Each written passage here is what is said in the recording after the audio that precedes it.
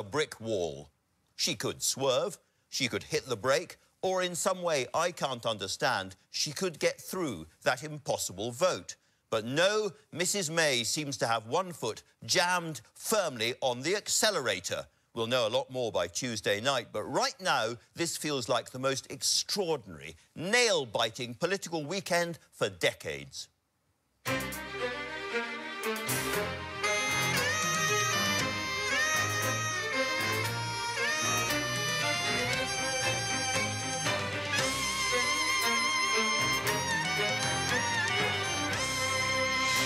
Observing it, we're joined this morning by one of Theresa May's most dangerous Conservative critics, Boris Johnson, by her latest Brexit secretary, Stephen Barclay, and watching from the other side of the Commons by Labour's Shadow Business Secretary, Rebecca Long-Bailey.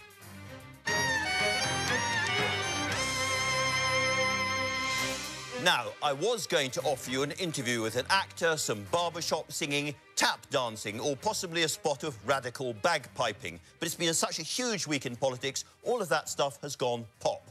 On the news review, the woman who ensured Parliament would have a say over Brexit, the campaigner Gina Miller, the former chair of the Leave campaign, Gisela Stewart, and a one-time Theresa May aide, now LBC presenter, Tom Swarbrick. But first, the news with Roger Johnson. Andrew, thank you. Good morning. Police in New Zealand, who are searching for the missing British backpacker Grace Mullane, have found a body. The 22-year-old from Essex was last seen in Auckland over a week ago. A 26-year-old man is due to appear in court on Monday, charged with her murder. This brings the search for Grace to an end. It is an unbearable time for the Mullane family, and our hearts go out to them. The investigation will continue for some time yet. Downing Street insists that Tuesday's crunch Brexit vote will go ahead, rejecting suggestions that Theresa May could delay it in order to avoid defeat. The Prime Minister has warned that the UK would be in uncharted waters if Parliament fails to back the deal. In an interview with the Mail on Sunday, she tells MPs that voting it down could lead to a government led by Jeremy Corbyn. The French Prime Minister, Edouard Philippe, has vowed to restore national unity after a fourth weekend of protests against rising living costs by the so-called Yellow Vest movement. Nearly 1,000 people were arrested across France yesterday, but officials said a heavy police presence curbed the worst of the violence. And President Trump is expected to name his third Chief of Staff in the next day or two after confirming that John Kelly will leave the post at the end of the year. It's not clear why the former Marine General is stepping down, but the US media reports growing disagreements with President Trump. General Kelly has been in the role since the end of July last year and becomes the 28th member of senior staff to have either resigned or been fired during the Trump administration. That's all from me. The next news here on BBC One is at 1 o'clock. Now back to you, Andrew. Many thanks, Roger. A very busy day on the front pages. The Sunday Telegraph there. Theresa May is losing her grip, it says, as the party is rocked by resignations and there's a general sense of impending doom at Westminster. Photographs there of current doom on the streets of Paris and elsewhere in France, of course. That's in many of the papers too. There's the Sunday Times. It says, May to handbag Brussels in frantic bid to save deal. And their subheadline reads, the Prime Minister will delay that Commons vote on Tuesday on EU withdrawal. There is a great deal of debate about that, and we'll come on to that later on. And the Observer there takes a different line. The Cabinet split over a second referendum on the Brexit deal, it says, with some Cabinet members also talking about a second referendum because of the problems inside the House of Commons. Finally, the Mail on Sunday has got that interview from Theresa May herself. Back me or get Corbyn and no Brexit, says the Prime Minister. The worst threat she can offer, apart from the other threat is in the papers that they might sit all the way through to Christmas, MPs, and actually be sitting on Christmas Day and still voting on Christmas Day. Tom Swarbrick. That's not likely to happen, I suspect. I can't think that's likely to happen. Turkey's voting for Christmas. OK, well, let's try and resolve this question as to whether the Prime Minister is likely to actually pull this vote. I said at the beginning, you know, she could hit the brake or she could swerve, but she seems to be going head-on for the vote. Is that still the case? So everyone wants to know what the options are, and the options are diminishing. And the option that the Sunday Times reports on is this idea of returning to Brussels, delaying the vote, trying to get some concessions. They say that they expect her to announce this tomorrow as she goes back to Brussels on Thursday. there's some debate about whether that's actually going to happen at all. Downing Street is saying that's not true, that she's heading straight on for the brick wall, as it were. It seems unlikely that the EU is going to concede something now, and if they were to concede something now, I suspect a lot of people will say, well, let's go back and try for more again whilst delaying the vote. And a lot of people say, well, now is the time for this to come to a head. Then it's presented, the Sunday Times piece, as to what happens after that vote takes place. And again, no one really knows. But they suggest that David Gauke and David Lidington, the putative sort of Deputy Prime Minister, have been sounding out MPs about what there's a majority for. And they've come to the conclusion that the majority of MPs are now likely to back a people's vote, a second referendum. That's a very significant moment, actually, in this whole story, isn't it? I think so, because it now is shown, I think, that if Brexit is to be stopped by this agreement not being voted through, then Parliament wants another go at this. And I have to say, it feels as if Brexiteers are now in danger of stopping Brexit from happening by not putting this deal through, by not allowing Brexit to go ahead on the 29th of March. You've been alongside Theresa May during previous crises, including when she called the last general election. You know what she's like. There is a sense of impending doom about this now. The government appears to be on the edge of disintegrating. Yeah, I mean, it would be nice to come on and say everything's going extremely well. I don't think, clearly it isn't. And we are entering a period now where Theresa May's survival looks very, very unlikely in, frankly, any circumstance. Well, we mentioned the so-called People's Vote, the second referendum, Gina Miller, you're a supporter of that. But also the Observer front page, which you've got there, is very different in tone from the Sunday Times front page. It is. It says there's a deep split in Parliament over, or in the Cabinet over this. What I find really extraordinary is, whilst I have been a supporter of a public vote at the end of this process, having fought for Parliament, actually, I think it should have been it's the last resort. We shouldn't have actually got to this position. But the reality is we have very little time for all the other options that are being offered. There is no arithmetic in Parliament, it appears, for any outcome. And what's very interesting in The Observer is not just the front page, but if you then go to page 9 in the story, when they talk about the fact that Frans Timmermans, the Vice President of the European Commission, was actually at a conference in Portugal yesterday that was attended by Corbyn. And he said, Corbyn, come on, you now have to back a second referendum. And I think, for me... Does it record what Corbyn said back? No, he didn't, which is interesting. But I have to say that if it's the only lifeline to get us out of this mess, then it should be the front bench on both parties supporting this now. Because all the other... I mean, we'll come on to some of the other options. There doesn't seem to be an option in Parliament for anything other than another vote. Even a soft Brexit doesn't seem to have any sort of arithmetic behind it. Well, Gisela Stewart, you were chairing the original Vote Leave campaign. Lots of controversy around that, of course, these days, about how it was funded and so forth. In a second referendum, do you think you'd have the same result? Well, what's even more interesting is that the public is not supporting a second referendum. But they are, I'm sorry. Poll after poll shows that they are. When I come back to some polling in context to another story, where we did 10,000 interviews, it actually clearly shows that only 39% of the voters would want their MPs to vote for a second referendum, and something over 44 don't. And the real questions you have to ask yourself, the stalemate over the last 2 years, which was created by the MPs who didn't want to leave by majority, picking a fight with their voters, what has changed in those last 2 years which makes you think that anything's going to be different? Because the public haven't changed their mind. Well, I'm sorry, but the polls don't show that. And actually, it isn't about... I think a public vote is the very, very last straw. What is the alternative? I mean, this is the thing. What is the alternative? Well, but can I come back to... Because you were talking about... resolve the polling thing. I was wanting to get on to the Theresa May interview. But also, you know, it was interesting that Romano Prodi, only about a day ago, turned up on the Today programme saying, well, go on negotiating, kind of opening the door of saying that there may be some movement. So let's not dismiss that altogether. Now, Theresa May has given her only interview of the day to the Mail on Sunday, and it shows her there with a mug on her plate and the roast goose that she's going to cook for herself, she's convinced, at Christmas, with a glass of red wine. What else does it tell about? And a spoonful of peanut butter rather than sugar. But the key thing is, she says, we had a people's vote. I agree with her there. Let's deliver on it and get this done. I think we would agree with that. The analysis that people want to have implemented what they voted for. The only problem for her is that the people don't think that the deal she's put on offer is implementing. It's a good one. Yeah. And more to the point, she then sort of rather desperately sort of puts up these kind of fears. Well, I wanted to ask you about those, because she says, out of this, if her deal is voted down, you will either get a very, very soft Brexit or no Brexit at all. Do you take that seriously? I do take it seriously, and that's the reason why we need to deliver. And this story in the Mail on Sunday by Glenn Owen leads nicely, I think, in a story in the Sunday Telegraph. Majority of voters reject PM's plan. It's a mass study of views of 10,000 voters by BMG Research, and I think in the interest of transparency, it was commissioned by Change Britain, which I chair. So it's your poll? No, it's not. No, when you look at a poll, you have to look at the base. If it is over 10,000, then it is by far more significant than small polls, which are commissioned to deliver a sample. It is a big poll. And it tells us what? And what it essentially tells us is that 63% of voters across the country don't want their MP to vote for the deal. And that includes... For what reason? Well, because they feel it doesn't actually deliver. But did you ask that question? Taking back control. We gave them various options. We gave them 7 options as to what they wanted. Theresa May's deal, you look at the Norway option, you look at all the others.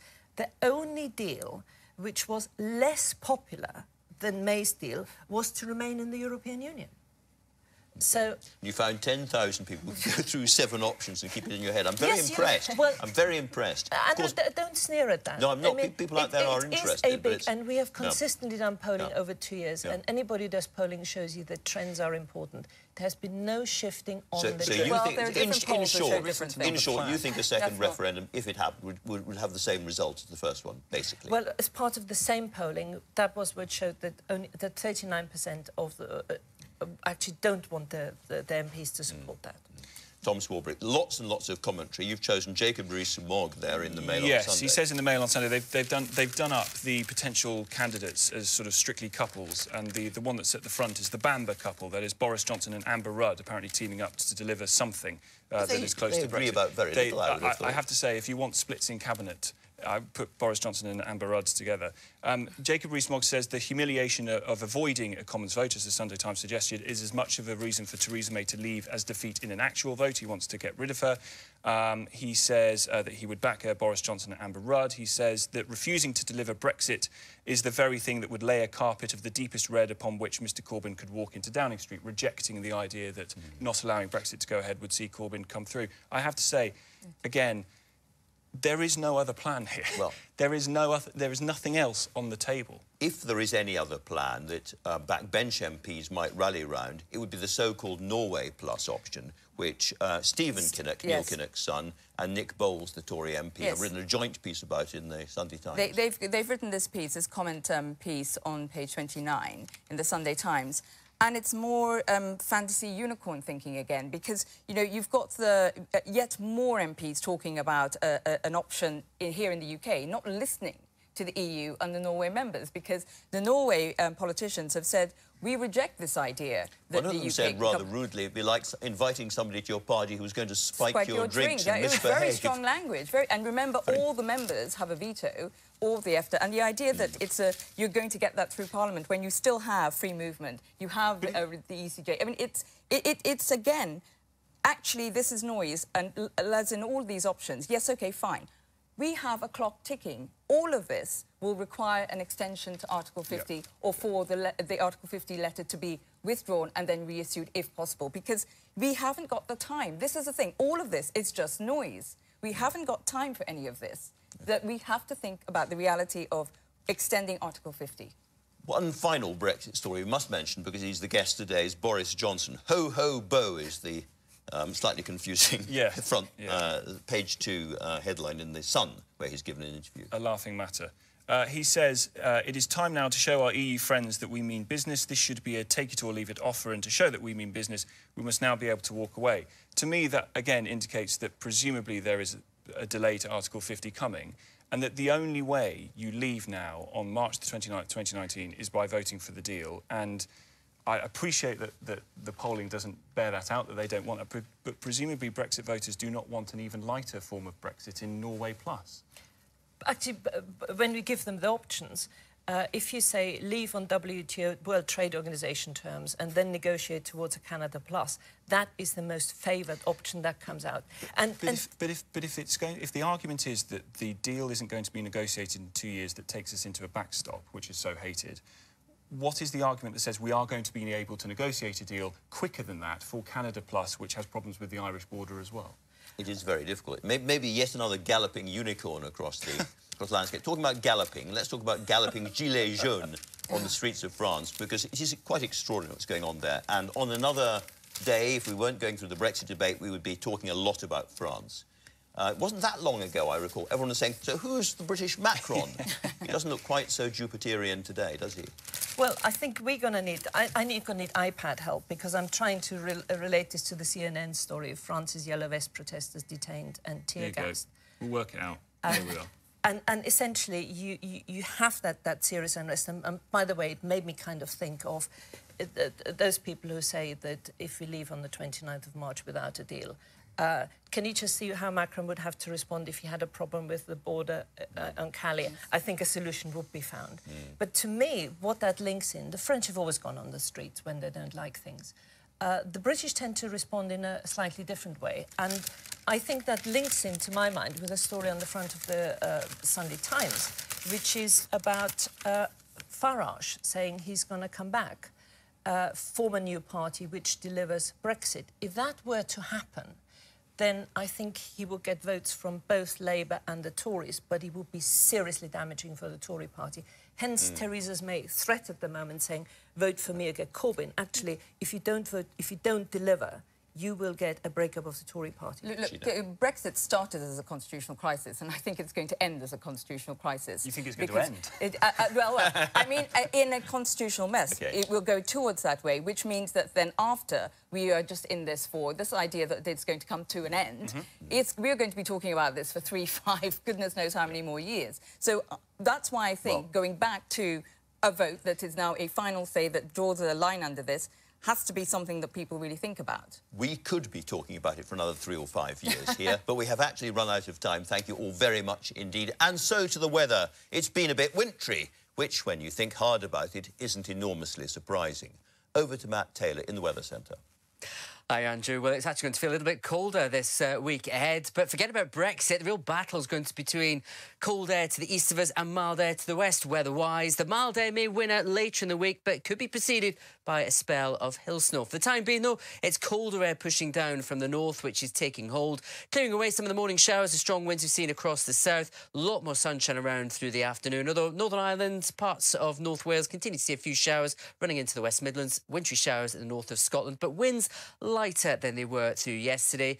They are coming in from a more northerly direction, though, and hence temperatures, single figures for many, maybe around 11 or 12 degrees for 1 or 2 in the south. Now, tonight, clear skies for many, but showers still in Northern Ireland and actually pushed towards parts of southwest Scotland, northwest England, the northwest Midlands and North Wales. Still 1 or 2 wintry flurries in the far north of Scotland. But under the clear skies elsewhere, much of Scotland, eastern England, waking up tomorrow morning to widespread frost, patchier frost in the west. Lots of sunshine around to start your Monday. Morning showers, though, northwest England, northeast Wales and the North Midlands. They will fade away into the afternoon. But after a sunny start in the west, sunshine turns hazy, cloud increases, a few spots of rain for Northern Ireland, West Wales, Devon and Cornwall. Most though dry tomorrow, but pretty chilly, especially in eastern areas. And the cold and dry weather, Andrew, continues into Tuesday. Very good. Now, there are so many unknowns as we head towards Tuesday's parliamentary confrontation on Brexit. It is hard to know where to start. But it's not difficult to know with whom to start. Stephen Barclay is Theresa May's third Brexit secretary and apparently at the heart of it all, these last-minute negotiations. Now, I don't want to be impertinent. Welcome, Stephen Barclay. Morning. But do you know what's going on? Absolutely. We've been discussing the vote, the meaningful vote. It's the best deal on the table. It's the only offer, and it's one for Brexiteers like me that delivers on what we campaigned for in the referendum. Things like a skills-based immigration, control of our fishing, control of our agriculture. And that's the key message that we're taking into Parliament. The Sunday Times front page suggests that this vote is not going to happen on Tuesday, that it's going to be delayed. Can you confirm that it will definitely take place on Tuesday? The vote is going ahead, and that's because it is a good deal. It's the only deal. And it's important that we don't let the perfect be the enemy of the good. For the Brexiteers in the party, for people like me, we campaigned in the referendum to take back control of our immigration policy, to have a say on things like not sending vast sums of money to the EU. And this is a deal that does that, but does it, Andrew, in a way that balances the need to protect jobs, to keep the supply of goods flowing. But you are almost certain to lose that vote, aren't you? Well, we're making the case. We're only halfway through, just over halfway through what is a 5-day debate. We're making that case to win over colleagues. Enough people to win this vote? Well, we're making that case, and I think, as we've seen, I was visiting businesses on Friday, there was a very clear message from the business community that they want this deal, they want the certainty that the deal brings. They want to know that the arrangements in place continue to 2020, and then we'll be able to put in place that free trade deal moving forward. Sadly, it's not businesses, it's Conservative MPs that you need to convince, really. You wrote a piece in the Sunday Telegraph, very interesting, this morning, in which you said that there was no more negotiation. That's it. This deal is the only deal, no further negotiation. Is that the case? Well, I think when people are talking... Is that the case? It is, because this has been a hard-fought... Well, let me just answer that. This has been a hard-fought negotiation over 2 years, with the Prime Minister working day and night to make the case. And the risk for those who say simply go back and ask again, the risk is, well, that isn't necessarily a one-way street. The French, the Spanish and others will turn around if we seek to reopen the negotiation and ask for more.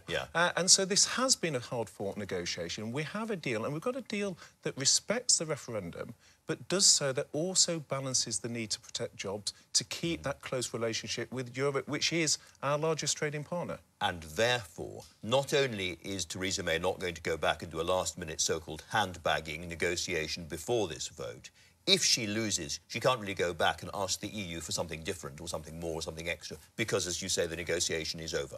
Well, we got the vote on Tuesday. There's still 2 full days of debate. Colleagues will have heard the views of the business community and others over the course of the weekend. We, as a Cabinet, it's for the whole Cabinet to be making this case ahead of the vote on Tuesday. And I think as we get closer to that vote, there will be a focus in our minds as to the uncertainty that will happen if we don't go ahead. And I think we'll come on to that in a second. Is that we don't have Brexit or we don't have a deal. I'll come on to those things in a second, but I want to be absolutely clear. The Prime Minister is not going back this week or next week to Brussels to try to renegotiate any aspects of this deal.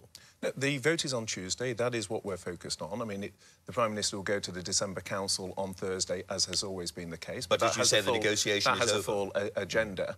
But the vote is on Tuesday. That is what we are focused on. And I think the key question for colleagues, and it's not just Conservative colleagues, this is for members of Parliament across the House. The key question is the certainty that the deal delivers, respecting what was the biggest vote in our democratic history, respecting that referendum result, but in a way that protects jobs, protects the supply of goods, or the uncertainty that will come from the various other options that people are coming forward, which won't command the support of the House. If, despite your best arguments and your best endeavours, she loses this vote on Tuesday and loses it big, then Theresa May cannot stay on as Prime Minister, can she? Well, we move into uncharted waters. Yes, the Prime Minister is fighting for us and will continue in post. But the question for... Can she stay on as Prime Minister? Yes, if absolutely. She can stay on as Prime Minister, absolutely. even if she loses the vote big. Yes, so absolutely. what's the purpose of the government in that situation? You've lost your main policy. You've no clear way forward. Surely that's the moment to step aside and let somebody else who thinks that they can negotiate a better deal try harder. What you're pointing to, Andrew, is the point I was making earlier, that we would move into uncharted waters, into uncertainty. Now, there's a process that would then follow in terms of the government would need to come back within 21 days, calendar days, with a statement. There'd be then a further 7 days sitting days in terms of bringing forward a motion. So there's a process that would follow. Just by the way, takes the Commons voting and sitting right up to and including on Christmas Day, if that happens. That's true, isn't it? I saw those stories. But the point that you're alluding to is that if the deal doesn't go through, we will enter uncharted waters and a period of uncertainty. And the very clear message that I got, that colleagues have got from businesses and others, is they want a deal which will allow the investment, protect jobs, allow us to respect the referendum result.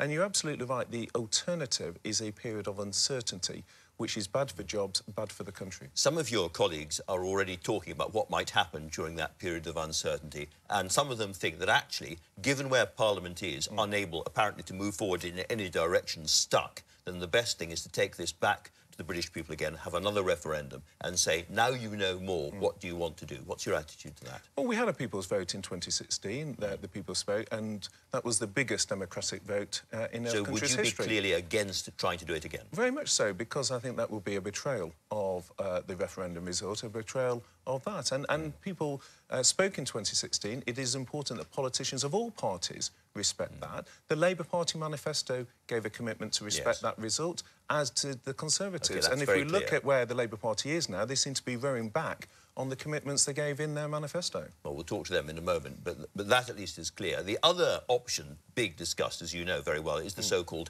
Norway Plus, which is sometimes called a soft Brexit and so forth. And again, there are Conservatives, as well as Labour and Liberal Democrat and SNP colleagues, all discussing that at the moment. What's your attitude? Well, I don't think Norway respects the referendum, and I think there's a number of problems with it. Obviously, it doesn't give us control of immigration, the skills-based system that the Prime Minister brings forward with this deal. Well, if you let me just go on, so I think there's a problem on immigration, a problem in terms of continuing to spend money, but also there's a problem in terms of scale. So Norway, I mean, I met the Foreign Minister of Norway last week. Norway has a population of 5 million. The rule-taking element of Norway Plus, the fact that it will contradict an independent trade policy.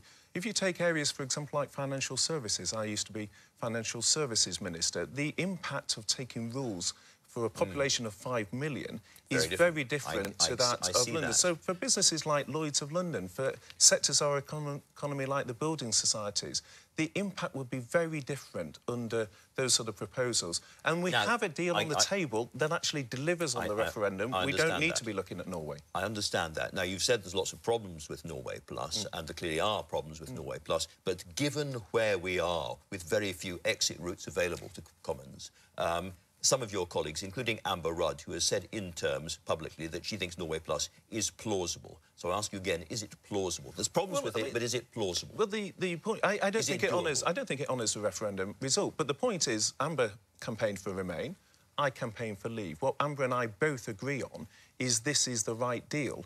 Yes, it doesn't deliver everything to everyone, but in a hard-fought negotiation, of course there are compromises. But both Amber, who was on the Remain side, myself on the Leave side, both recognise this is the best deal, and it's the only deal that will deliver on the referendum result. The reason an awful lot of your colleagues don't agree with you is that they're particularly worried about being stuck inside the backstop. And one of the things that happened in the past week is the government was forced to publish its legal advice to the Attorney-General. And you can see when you read the legal advice why the government might not have wanted to publish it, because it reads, for instance, in international law, the backstop would endure indefinitely until a superseding agreement took place. Endure indefinitely. At the same time, Theresa May was saying it was only a temporary arrangement. How do you explain that? Well, I think you should look at the totality of what the Attorney-General said. He was very clear in the House that he doesn't expect us to be in the backstop permanently. But that's a political decision on his part. Well, he also went on to say that it is a political decision. And there are 3 tiers of safeguards in respect... Well, if you just... let me finish. So 3 tiers of safeguard. There's safeguards at the front end. We can extend the implementation period. There's safeguards at the back end in terms of the Joint Committee and the arbitration approach, the need to operate in terms of best efforts in good faith. And there's also safeguards in terms of if we do end up in the backstop, which we hope not to do, but if we did end up in it, because it's very awkward for the European Union as well. It contradicts Article 50, which says you can't have permanent arrangements. So there are safeguards in place. We intend to have a deal to avoid going in the backstop. We've got a framework in the political declaration that allows us to do so, but there are safeguards, 3 levels of safeguards that will apply in terms of that backstop. I suppose the problem is you say we hope for this, we intend that and the other. We're in a situation where people are looking for clarity and certainty. Absolutely. And the legal clarity, the legal certainty is, again, that the backstop would endure indefinitely. No, it's not. And I think the point is, you're right, we are looking for certainty, and that is what the deal on the table delivers. It delivers that clarity, that certainty for businesses, for jobs, the jobs of your viewers. It delivers that clarity moving forward, and that's what the deal offers. But it doesn't give us a way out of the backstop by ourselves. We have to get the EU's agreement to leave. And again, people like Boris Johnson, who I'll be talking to later on, say that they've, at that point, got us over a barrel. They can insist on what they want on fishing rights or Gibraltar or money or whatever. Well, as I say, there is a process around the arbitration. There is legal wiring to that in terms of the connection from the withdrawal agreement that does mean that the EU has a duty to act in good faith, and that does have legal force. But it's also very awkward for the EU to be in the backstop. They don't want to be in the backstop. They made it clear they don't want access into the single market without any financial contribution. So the backstop isn't desirable for the EU either. And one's got to look at the balance of risk. The balance of risks between that, and as I say, there are a series of safeguards, and the balance of that risk compared to the alternative is that we'd have no deal or no Brexit. And I think from a democratic point of view, that would be hugely damaging if having had the biggest vote, we don't go ahead. As a country, are we ready for no deal?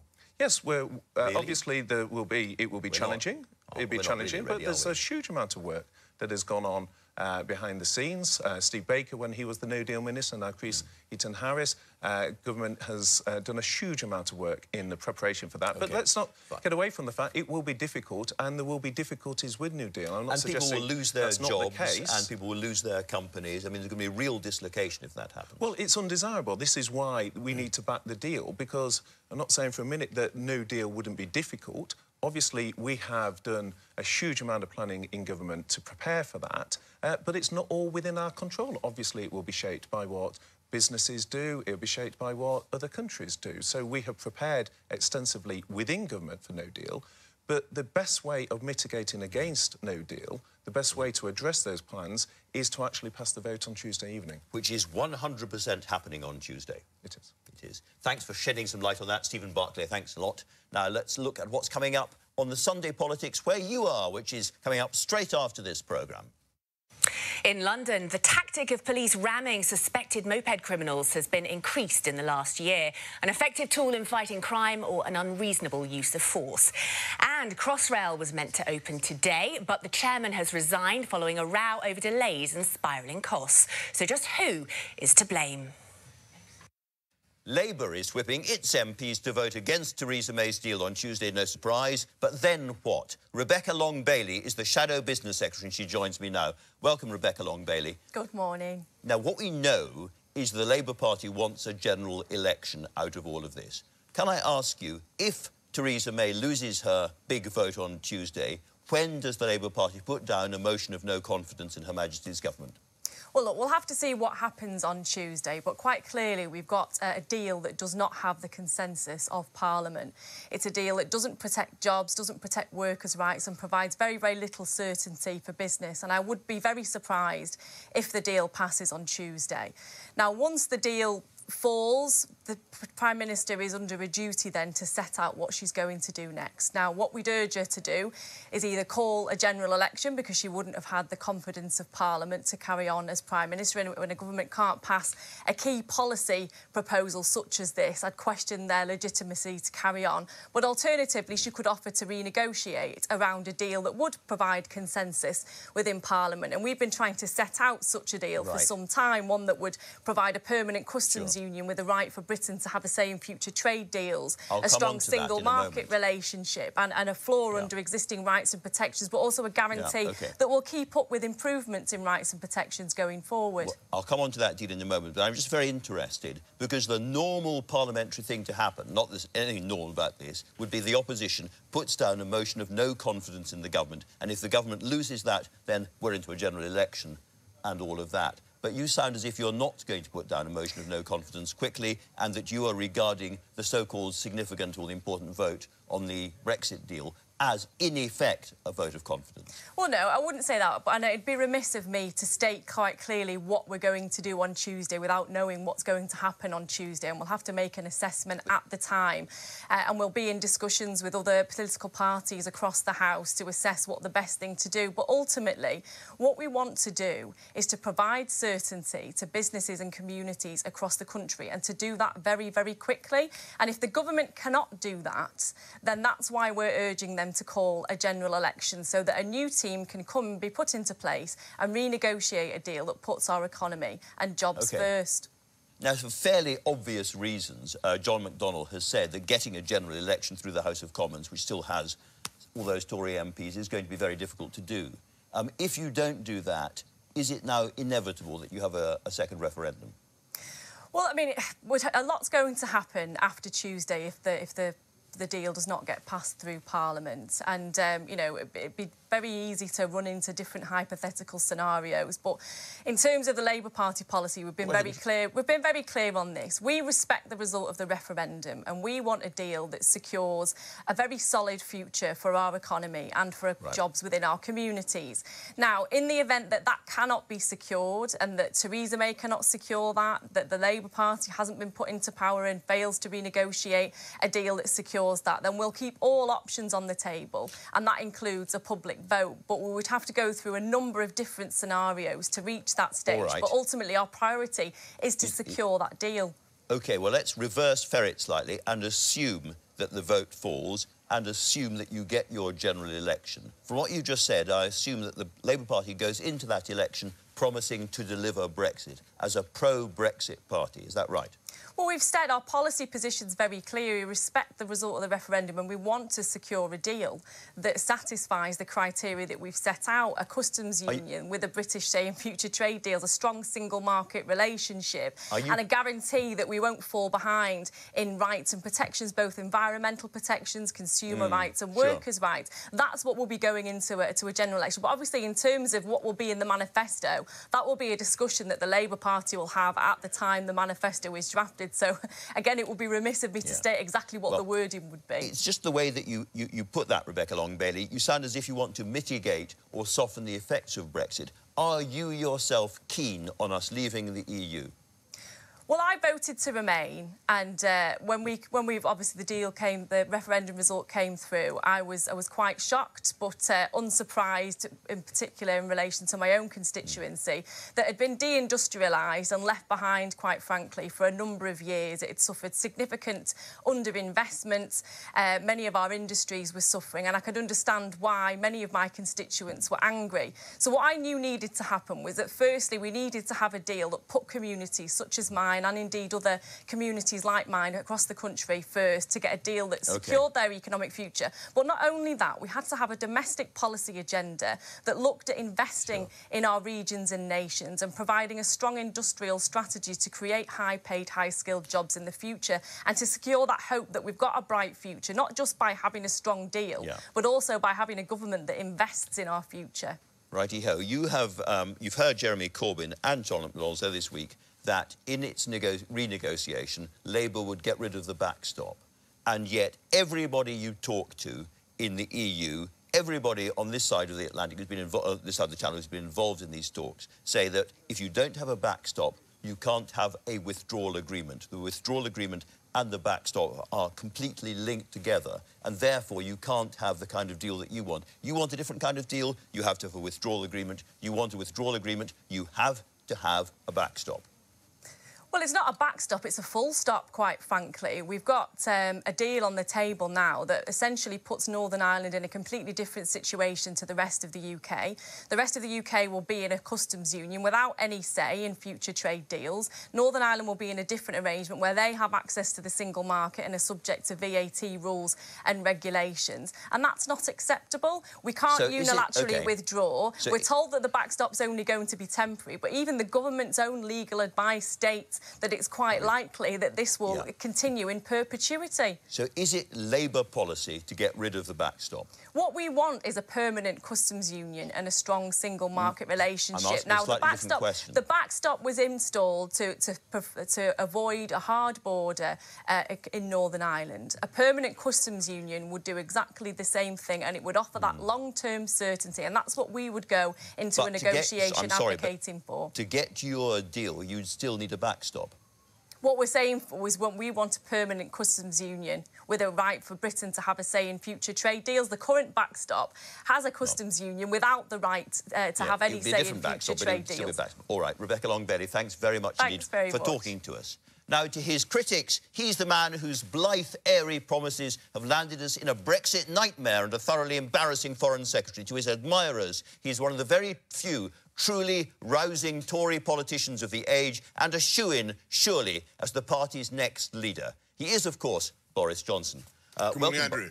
You are the man who's got us into this mess, aren't you? Well, I certainly think that what we need now is a way out of what is unquestionably a difficult political position for the government and for the country. And I think one of the myths is that there is no alternative to the backstop. And Rebecca Long-Bailey was quite right just now to lay into the backstop, and I heard what you said to I'll come on to the backstop in a moment. Barclay.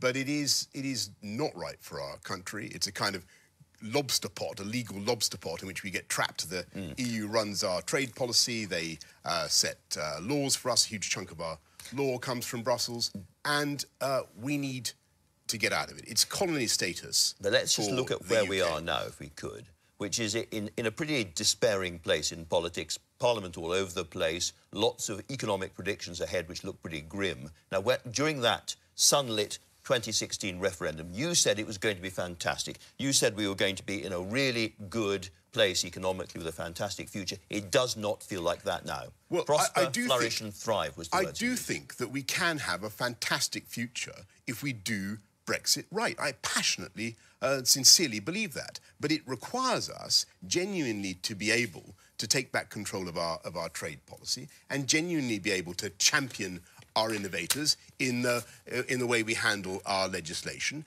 and, if necessary, to do things differently from our friends and partners in the European Union. That is what Brexit offered, and that is exactly what, at the moment, is being frustrated by this backstop arrangement, and that is why it's so important to get rid of it, as I think Rebecca let's come on to that, right to say. You were actually in Cabinet when Cabinet voted for the Northern Ireland backstop, or chose the Northern backstop. You were in Cabinet when you agreed the divorce bill, and you were in Cabinet for the draft withdrawal agreement, and then you left after David Davis had left, and you're criticising it from the outside. And an awful lot of people watching think this is not about Brexit, this is about Boris Johnson's personal ambition. Absolutely nonsense. And let's look, first of all, at what Cabinet agreed on December the 8th last year, insofar as the joint report was concerned. And at that stage, that was sold to us as something completely, it's a purely provisional form of words that was necessary to get the government through a very difficult summit. We were told that it would have no binding force. We're now proposing that the UK, for the foreseeable future, would take laws from the EU with no say in those laws. Only if the transitional arrangement that we would not isn't be extended. able to set our own tariffs or do free trade deals. And the real problem with the backstop arrangement... The problem can I just finish this point? Sorry, just 10 seconds. Yeah. The real problem with the backstop arrangement, it gives the power to Brussels and to all the other EU member states effectively to blackmail us and to get what they want out of the future trade negotiation. Well, so it is a diabolical negotiating position. I was going to say blackmail is a very emotive word. Ransom, if you like. So is diabolical. The problem is that, as the government says, there's a whole series of things that happen before the backstop would be tripped, if it ever was. In other words, as long as we get the transitional agreement, we get the trade agreement with the government, with the EU in time, you don't need to go anywhere near the backstop. And also, for the EU, the backstop is uncomfortable because you get access to their markets without paying in. Well, I've heard this. I mean, first of all, it gives the EU the power to delay the negotiations until such time as we are obliged to go into the backstop. That's what they want to do. But if it is... OK, well, let's take your... If you're correct in thinking that the EU doesn't like the backstop and the government doesn't like the backstop and the public doesn't like the backstop and indeed most MPs... Listening to the debate in the House of Commons, it was very interesting because, and I listened to a huge amount of it, MPs on all sides were united in their opposition to this arrangement, this constitutional arrangement. And so the way forward, there is a programme that would unite the House, and it's very, very simple. You go forward with this deal, but you take out the backstop. That's what needs to happen. The backstop, which alliterates nicely, but it is something that the EU says unequivocally again and again and again is impossible. They won't do a withdrawal agreement without some kind of insurance policy, the backstop. Well, can I just come back on that? To be clear, Michel Barnier, without a backstop, there can be no withdrawal agreement. This is an EU issue, not only an Irish issue. Theresa May herself says there is no possible agreement without a backstop, and that's just true. No, it's not, actually. And I think that the issue of how to solve the Irish border question was never properly taken so early on in the talks. What we should do now is remit it to the discussion on the free trade agreement, which can take place during the implementation period, right up to the end of 2020. And as for whether or not it's possible for our EU friends and partners to accept the idea of a withdrawal agreement that doesn't include the backstop. Well, they've had 2 years and they've said no. But it took them ages even to think of it. I mean, anyway, the idea was partly generated by us. Look at what Romano Prodi, the former EU Commission President, had to say yesterday. He said that if the House of Commons votes down this deal, which I earnestly hope that we do, then the EU will, of course, negotiate. And yes. to be frank, it's not their number-one issue at the moment. I think he's a very important voice, Romano Prodi, and a very influential figure. And I think that they will look at the ups and downs. They will say, what is the risk here? The risk is of no deal. Nobody on either side of the channel wants no deal. They will say, is it possible for us to This reword... is very much crossed fingers. No, not at all. Is it possible for us to reword this Northern Ireland Protocol, the 174 pages, so as to give the UK a unilateral exit mechanism? Yes, it is. And indeed, the UK drafted such proposals but then failed to table them. That is the way to go. You mentioned the Northern Irish border. Your proposed idea is the so-called Canada plus model, yes? The free trade model on the Canadian model. Now, the Prime Minister has conceded that that was offered to us by the EU, but only to Great Britain, not to Northern Ireland. So that would indeed create a border in the Irish Sea. You went to the DUP conference. You can't want that. That can't be acceptable to you. Of course not. But so it's not an acceptable model. What the EU is trying to do is to give us an absolutely unacceptable choice. They're trying to say you can either divide your country or the whole country can remain in subjection forever, accepting EU law and bound by EU trade rules. So that's the choice that they're trying to offer.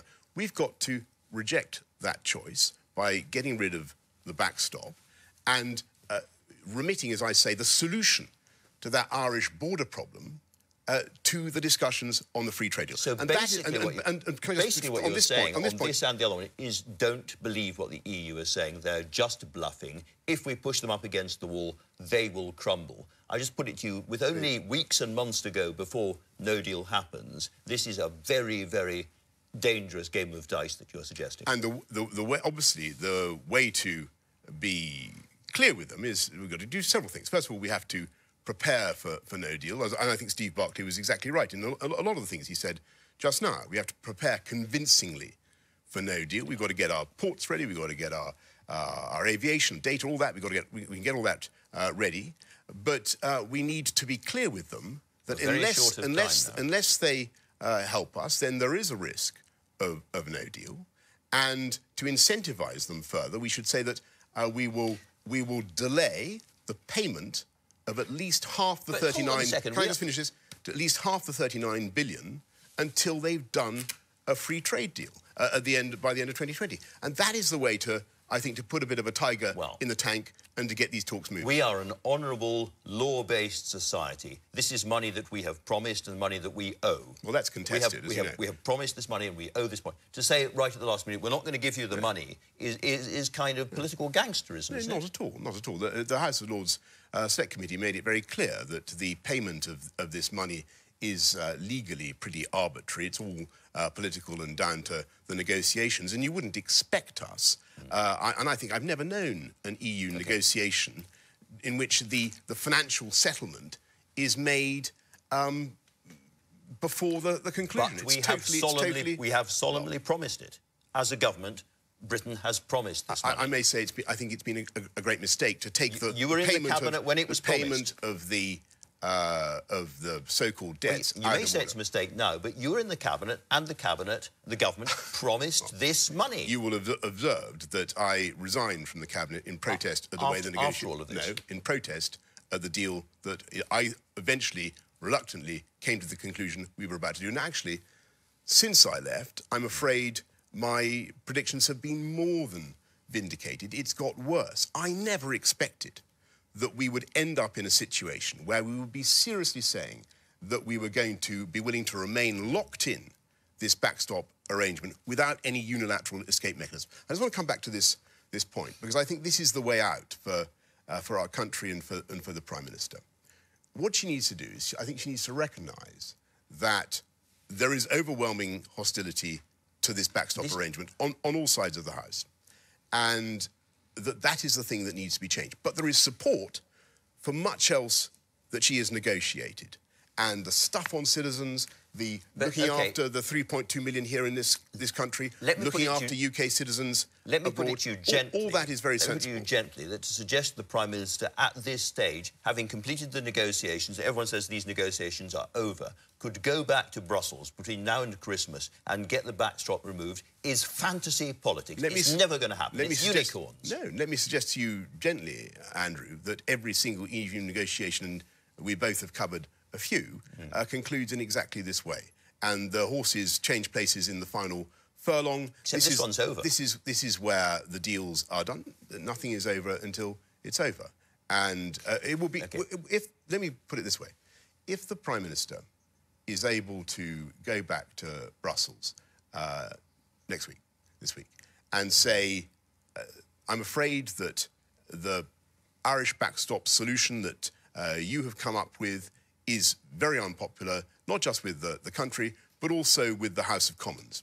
And if the House of Commons gives her, as I think it will, a powerful mandate to change that backstop... Well, defeats her by 100 votes is a funny kind of powerful mandate. A powerful mandate to change that backstop, then I think, as Romano Prodi, the EU, former EU Commission President, has said, they will listen. Because what they want is the best possible deal with the UK, a deal that keeps their goods and services flowing on either side of the channel, and neither side wants to go out with a no-deal Brexit. Why should people take your word for this? Because I think they don't have to take my word. I'm simply giving you the best opinion I can possibly give about the way forward. And I think it's very, very sad. Is that she loses the vote.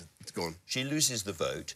The government is, in effect, collapsing, and Britain has the choice between a very soft Brexit, a Norway-style Brexit, or possibly a referendum and no Brexit at all. And that is where you are leading. No, I don't think either of those things are remotely likely. And I think both of them would be a betrayal of the referendum result. As Steve Barclay was saying just now, I think that both the Norway solution and a second referendum have grave defects. The Norway solution, as Steve was saying just now, would mean that we were subject to EU regulation over an even broader swathe of things than we are under the current, under the deals proposed by the Prime Minister. And as for a second referendum... You're against it. I think the people of this country would think it was absolutely extraordinary to, ask them to vote again when the politicians haven't even implemented the verdict of the first referendum. And just go back to... Have you ever contemplated a second referendum as a way out of this? No, I don't want a second referendum. I don't think it should be the way it is. Interestingly, if you look at this issue of the backstop, the people and Parliament are actually together. People say, there's no majority in Parliament for anything. There is a majority for going forward with this deal, but minus the trap of the backstop. Speaker after speaker stood up to explain that point of view. That's what I believe in. It's what I think is what at least half the Cabinet believes in. I think it's secretly probably what the Prime Minister believes in. Let's go ahead, go back to Brussels and get this thing done in a serious way that allows us to take back control. Are you seriously asking people to believe the Prime Minister could lose this vote in a massive way in the House of Commons and remain as Prime Minister and go and renegotiate again? She'd be finished. Of course, Really? that is exactly what needs to, including you, that is exactly what needs to happen. And I think that what people want to hear now is not stuff about leadership elections and personalities. What they want to hear is there a plan to get out of this mess? And it is a mess. Well, in that case, can you give me an absolute, categorical promise here and now that you will not stand against Theresa May? I will give you an absolute categorical promise that I will continue to advocate what I think is the most sensible, I'm asking you to promise that you're not going to stand against her, because you are going to stand against her. I'm going to offer you the most sensible plan to get out of this mess, and a plan which, by the way, I think the British people want to hear about. You're going to stand against her. You can see number 10 in your grasp very, very quickly. And can I put it to you, you have spoken to other Conservatives offering them jobs in a Boris Johnson administration. Well, I can tell you that if you that's nonsense. But if you want to reduce this debate to personalities and the personality political of the Prime gossip, Minister is not unimportant. Personalities and political gossip, then that's obviously open to you. But I think, actually, what people want to hear is how do we get out of the mess of the backstop? And what you need to do is remit the solution of the Irish border problem to discussion in the FTA, do a big FTA, withhold a substantial chunk of the money, and start now to make the preparations for coming out with no deal that we should have seriously made 2.5 years ago. So and I don't want no deal. I don't want no deal. You've got to be very, very clear about this. I don't want no deal. I think what Steve said just now about the challenges is correct. I think they're probably exaggerated, but there would be challenges. But it's only if you prepare to come out on world trade terms, only if the EU believes that we're serious and willing to negotiate with them as sovereign and equal partners, that they will do the great deal that I think we can do. And that deal is indeed based on the Canada solution that the Prime Minister herself advocated, if you remember, only in January last year. As I said at the beginning, you have been one of the people who has led the country to the place we are now. The clock is ticking. No deal is perfectly possible. If, in the circumstances of no deal, lots of people watching this programme, doing proper engineering jobs, working in the food processing industry, the car industry and so forth, up and down the country, lose their jobs as a result of that, will you take personal responsibility? Of course I will. And do not underestimate the deep sense of personal responsibility I feel for Brexit and for everything that has happened. Do not underestimate how much I care about this, because this is fundamental to our country. And it absolutely breaks my heart to think that after all that we fought for, all that we campaigned for, all that Steve Barclay campaigned for, everybody believes in, that we should consign ourselves to a future in which the EU effectively rules us in many, many respects, and yet we have no say round the table in Brussels. That is an absurdity. We cannot go down that route. And unfortunately, the current backstop arrangements would commit us to those arrangements. We have to change it. It's a relatively simple job to do. We can have a withdrawal agreement that does not contain the backstop. We can do much, much better than this. And of all the things that you did as Foreign Secretary, do you most bitterly regret your misspeaking in the case of Nazarene Zaghari-Ratcliffe, who is still in prison, who's gone through an utterly, utterly appalling, miserable time? Her child is in a terrible state as well, and that came because you misspoke to the House of Commons. Well, actually, there are many difficult consular cases that we have with Iran, and the less that is said about them now, frankly, the better. People say that this is the real Boris. This is the man who speaks so vividly, but is loose about your language and doesn't follow the consequences. What you've just said, by the way, about that particular consular case is by no means accurate, as you well know. That particular case, I'm afraid, has... There are many ramifications of that case.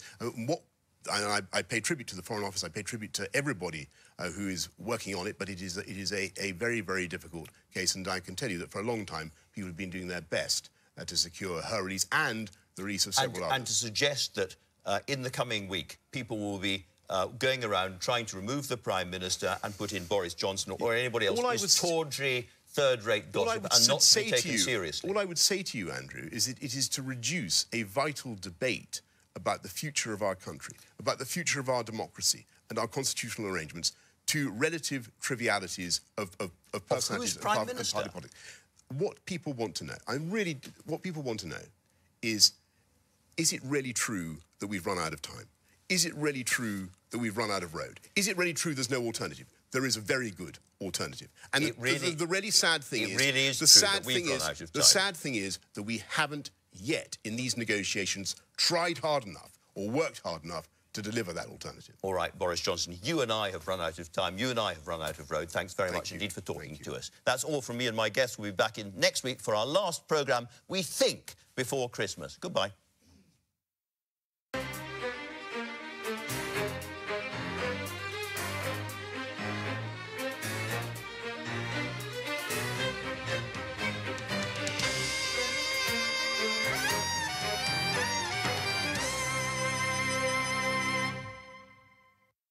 Forgive me, for I loved my husband. I believed him. It's my cover. You know that. Forgive me for being so weak and stupid. The series finale of Mrs. Wilson, Tuesday at 9 on BBC One. This recording studio is opening its doors to real people with a story to tell. Anxiety stops her from doing lots of things that she should be able to enjoy. When I feel upset or sad, each word that I sing is like letting that all go. Nervous. Nervous? Why should I be? From the top. With the help of world-class producers. It reminds me why I do this. It's their chance to bring the soundtracks of their lives to life. This Is My Song starts Thursday at 8 on BBC One. Now on BBC One, the latest news and debate from the world of politics in Sunday Politics London. Hello, I'm Elizabeth Glinker and you're watching Sunday Politics London.